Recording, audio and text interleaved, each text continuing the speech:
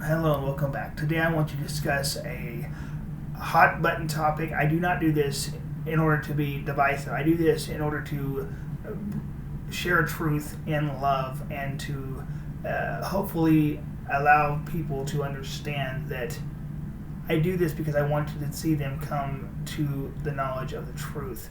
With that being said, specifically I want to cover the issue of what exactly does the rainbow truly represent. Well, today in culture, it represents the LGBTQ community. But the question is, what did it originally represent, and where did it come from? Well, to find that answer, we need to go back several millennium, specifically to Genesis chapter 9, verse 8 through 17. It says, "Then God said to Noah and to his sons with him, 'Understand that I am establishing my covenant with you and with your descendants after you, and with every living creature that is with you, birds, livestock, and all the wildlife of the earth that are with you, all the animals of the earth that came out of the ark. I have established my covenant with you that never again will every living creature be wiped out by floodwaters. There will never again be a flood to destroy the earth.' And God said, 'This is the sign of the covenant I am making between me and you and every living creature with you, a covenant for all future generations.'" Now pay close attention to verse 13. It says, "I have placed my bow in the clouds, and it is a sign of the covenant between me and the earth. Whenever I form clouds over the earth, and the bow appears in the clouds, I will remember my covenant between me and you and all the living creatures. Water will never again become a flood to destroy every creature. The bow will be in the clouds, and I will look and remember the permanent covenant between God and the living creatures of the earth." God said to Noah, "This is the sign of the covenant that I have established between me and every living creature on the earth."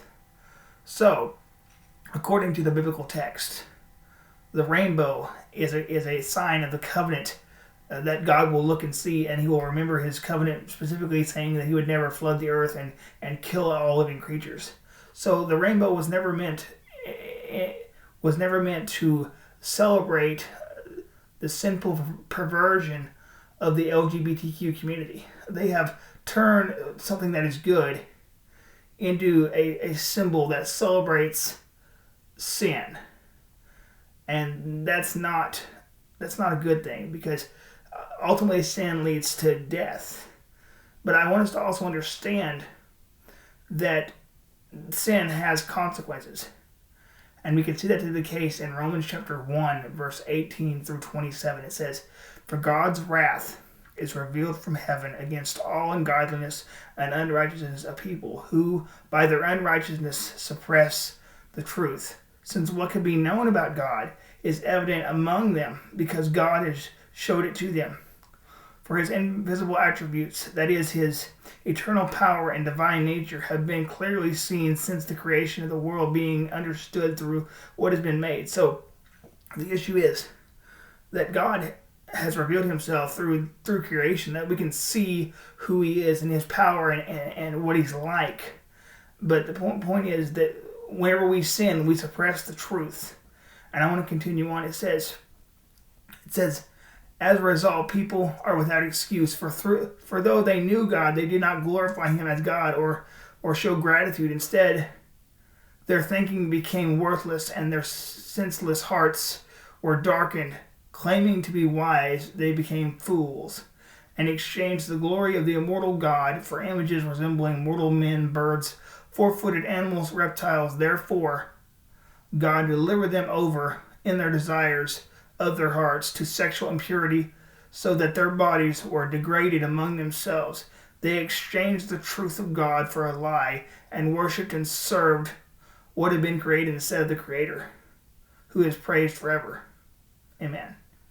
So the issue here is that it says, since man has not wanted God to be our God, instead that we have made idols for ourselves, whether it's some actual idol or an ideology that we have placed above all things. God has turned us over to our desires, whether it be sinful out of the body or the sexual depravity that we face as a fallen humanity. But I want to continue on. It says, in verse 26, it says, "For this reason God has delivered them over to disgraceful passions.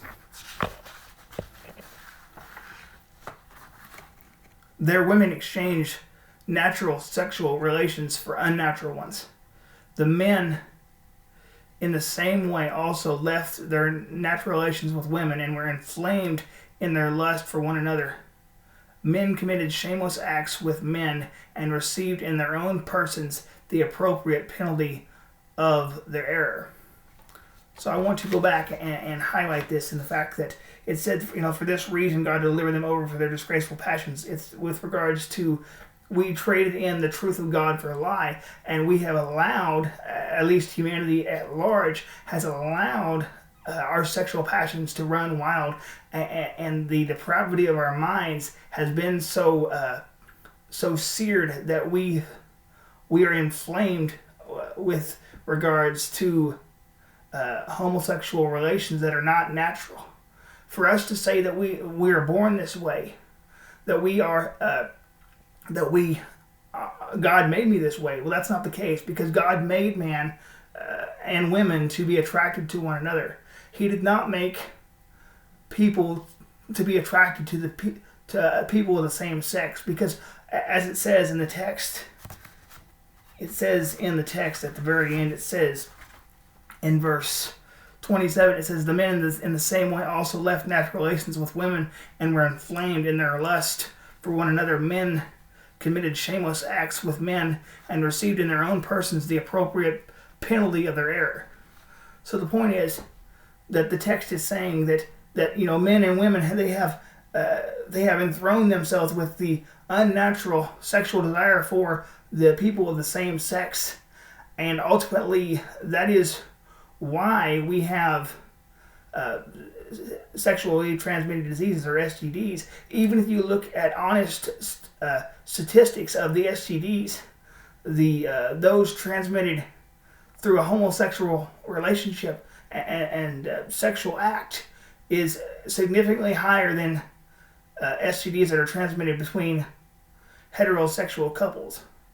Please understand that I am not sharing all this stuff because I hate you, because I do not hate you. I love you, and I desire for you to come to the knowledge of the truth and understand that God has made man and woman to be united in marriage to one another, not to be celebrating a LGBTQ community who blatantly turns its nose up at God and says that it doesn't want God.